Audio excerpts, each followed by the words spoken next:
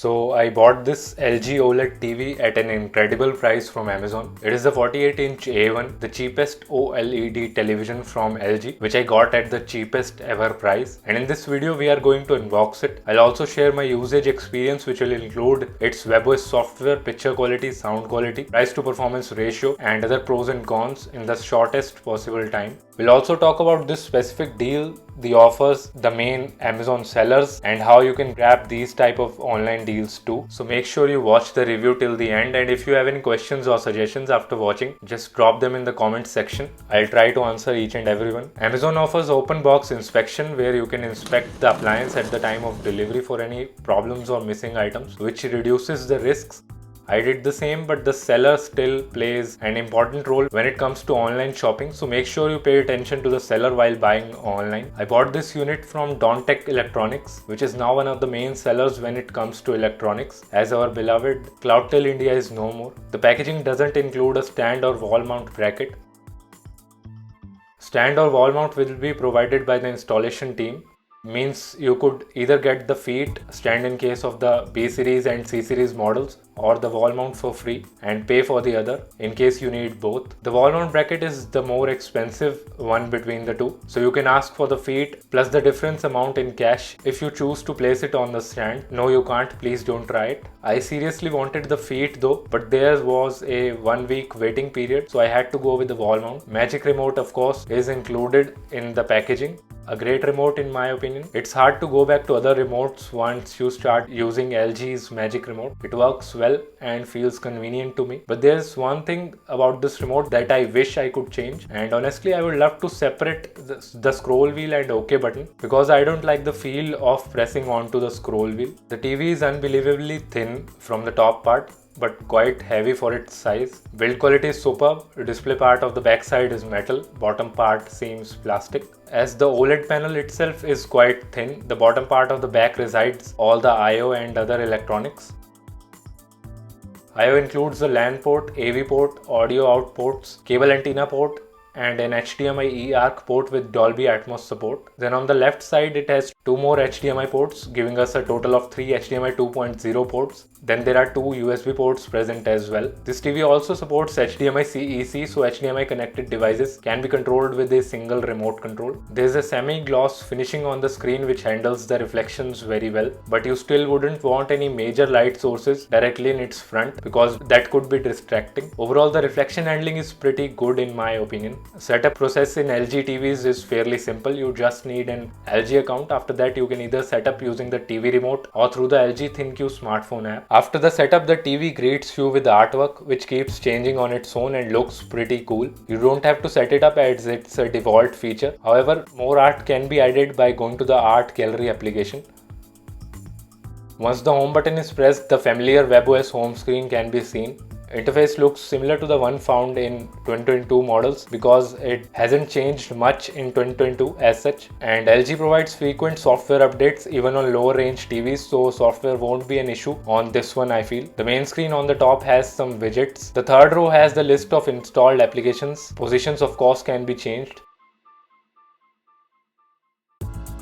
On the second row you will see content suggestions or ads, and WebOS has all the main apps available in its app store, so apps won't be a problem for most people, but finding a less common app could pose as an issue sometimes. Next we have some convenient connectivity options, quick access to the sound output and TV inputs. This TV supports Apple AirPlay, Bluetooth 5, 5 GHz Wi-Fi, and you can also cast content off of your Android devices. ThinQ application can be used for more mirroring and casting features. Now as far as the performance is concerned, A1 runs LG's A7 Gen 4 processor. All the major OTT apps are installed on this TV, and I haven't faced any storage related issues, so storage seems fine to me. Performance is also good, operations are smooth, and I don't see any major hiccups. Minor hiccups can be seen sometimes while switching between multiple apps, not one, not two, but multiple apps. Other than that, WebOS runs beautifully on this TV. Now when it comes to the SDR content settings, I always prefer the accuracy over anything else, and I have set set up the A1 likewise. Let's quickly go through my settings and then we'll move on to the sound and picture quality. In LG TVs, ISF dark space and bright space are two of the most accurate modes. Bright space, as the name suggests, focuses on brightness and can be used in daytime or bright environment, while dark space could be useful for dark environment. I keep it on dark space. Cinema mode is also pretty accurate, but it keeps a lot of motion settings which I don't prefer as such.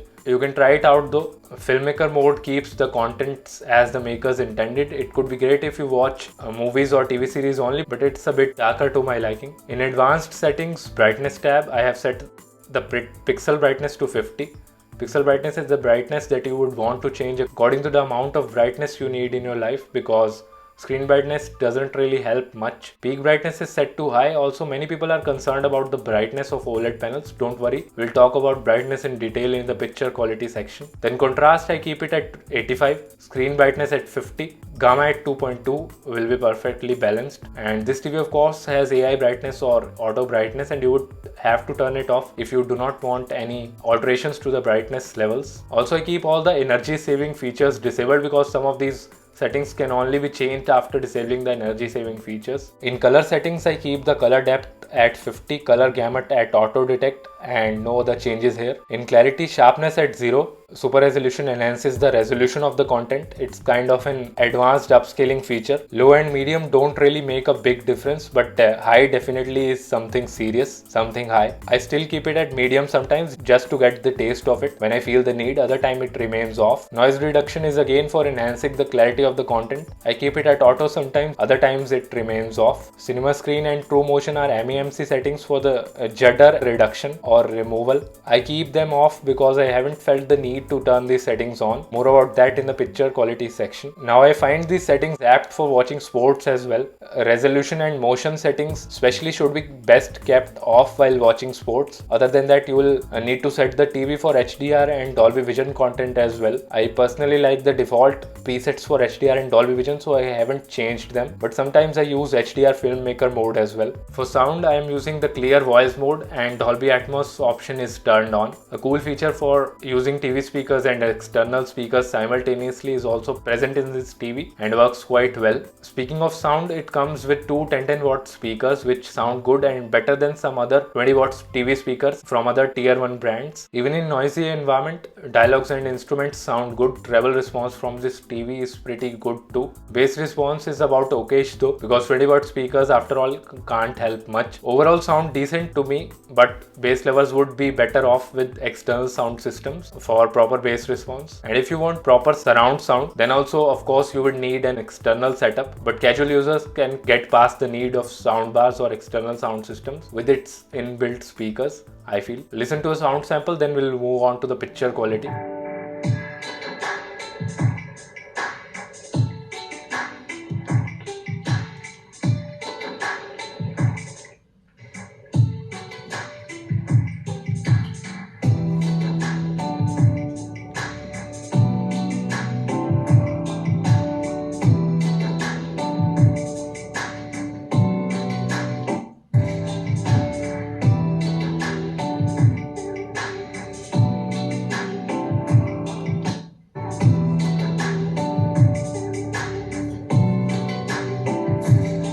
Let's start with the brightness first, and because most reviewers portray it as a shortcoming like other people, I was also skeptical about it before buying this TV. But trust me when I say that it is plenty bright even for fairly well lit rooms in my opinion. So yeah, it can be used even in fairly bright rooms, but you would not want any major light sources directly in its front as discussed earlier, because in that case SDR brightness could be a bit less. And I am speaking for the settings that I use. Expert bright space and cinema mode would be better if you want a little more juice, and standard and vivid modes would be significantly better in terms of brightness.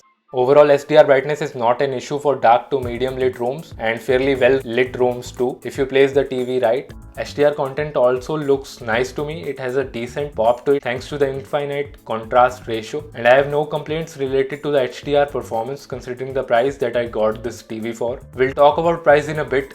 and even at its original price, it is one of the better televisions for watching HDR content when compared to the competition in similar price, I feel. Yes, a little more pop would do no harm, but it is still decent as it is in my opinion. Dark scenes also look fantastic on this TV again, thanks to the infinite contrast ratio and self-lit pixels. Uniformity of the screen is also excellent. Single colors look absolutely uniform. Viewing angles also incredible in OLED TVs. This one is no exception. Colors look beautiful. Response time, which is the time taken to transition from dark scenes to bright scenes, is also very fast. Watching sports is a great experience too, and I haven't felt the need to use MEMC. Ball remains one while watching cricket. Ball in the TV screen, to be precise. And LG's A7 Gen 4 does a decent job at upscaling lower resolution content as well, but it's not the best that I have seen in LG TVs. For that you would have to choose a model with A9 processor. A7 is good too, don't get me wrong, but not the best that I have seen from LG. Overall, I would say that I tried hard to find flaws in picture quality but couldn't, and it is indeed a great TV when it comes to the picture quality in my opinion. LG has the best game mode when it comes to the TVs, and since A1 is also TV, it has the game optimizer mode as well, which gets switched automatically when you connect a gaming console thanks to the ALLM or auto load latency feature. It has all the settings that one could possibly think of to enhance the gaming experience. I tried PS4 with this TV and it worked well. Games look beautiful and I enjoyed the overall gaming experience on this TV. Input lag is also low, so I didn't notice any latency while gaming. But since it has a 60Hz panel, you cannot enjoy PS5 or Xbox One X in full glory. But if you don't have the latest console or you don't really care about 120Hz, then this TV can provide a great gaming experience overall. Burn-in is an important concern that most people have while buying OLED TVs. But if I were you, I wouldn't really care, just like I didn't care in my own place, because LG has provided a lot of features to combat this issue, and most of these features are auto-enabled and keep on working without you even noticing. From auto pixel cleaning to screen move to adjusting the logo brightness, among other features. LG OLED TVs have all the horsepower to prevent burn-in, plus no one really watches the same channel or same content for 8 to 10 hours daily.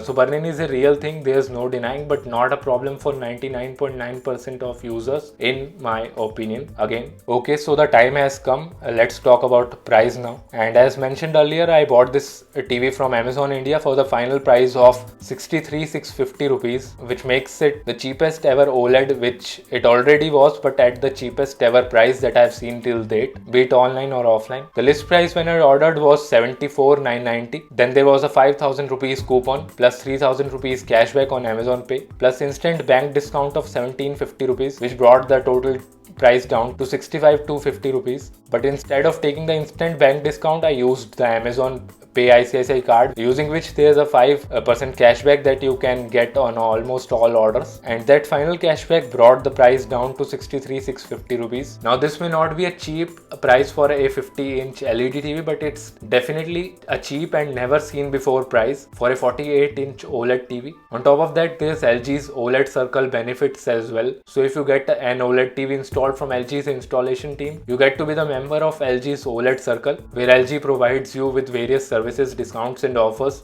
depending on the model of the TV. I got the offers that you see on screen. Now as part of my work, I browse Amazon, Flipkart and other online platforms a lot, because of which I get to know about some of the most insane online deals like the ones you see on screen right now. And just by joining us on Telegram from the link in the description for free, you can grab these type of deals too. Save a lot of money, get to know about the right sellers on these platforms, get your favorite goods delivered at your doorstep for prices cheaper than anywhere else. So join the family on Telegram. We are going to need your support there as well. So there you have it guys, a great TV for the price that I paid, and even slightly higher price is also justified in my opinion, because it doesn't really have any major competition in terms of picture quality for around 70,000-75,000 rupees as well. I was unable to find any major cons in it too, other than the size, which is definitely a bit smaller when compared to the 55-inch TVs that you get from any tier 1 brands in this price range. Even some 65-inch TVs are also available. It is not too small though.